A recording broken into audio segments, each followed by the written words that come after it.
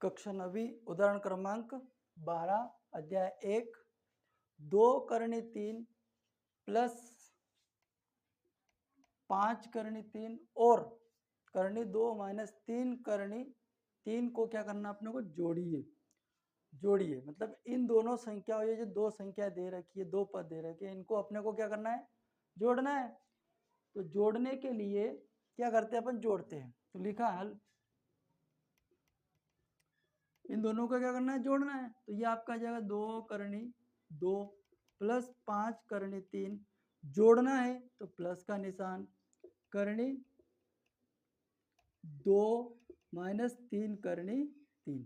अब अपने को ये देखना है कि सेम करनी वाली संख्याएं कौन सी है।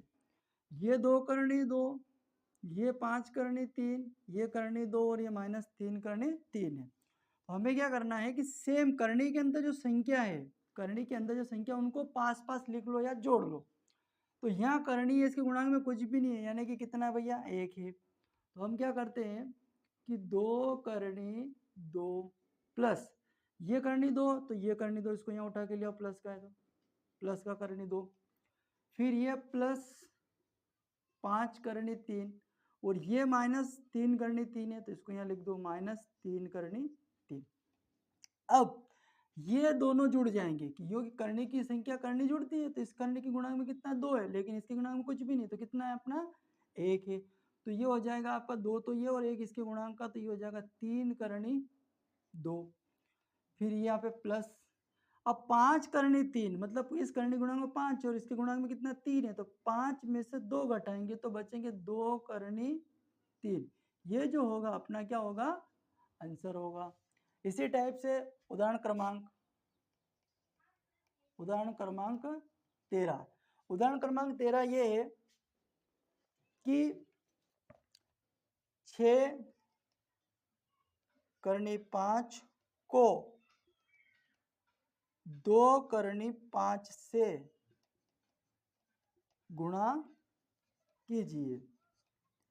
अब 6 करनी 5 को 2 करनी 5 से क्या करना भैया, गुणा करना है।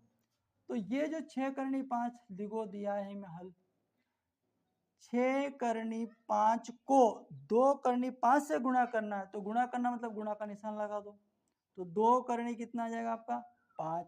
अब करनी के गुणांक में 5 करनी है, इसके गुणांक में 6 है और इस 5 करनी गुणांक में 2 है, तो गुणांकों का संख्या आपस में गुणा हो जाएगा। तो ये 6 इसके गुणांक में 2, तो 6 का गुणा दुगना हो जाएगा, 6 दूनी कितना हो जाएगा 12 करनी।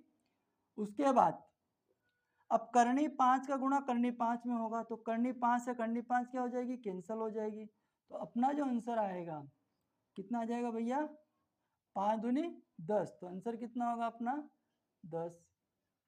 ये आपका इसका गुणा आ गया।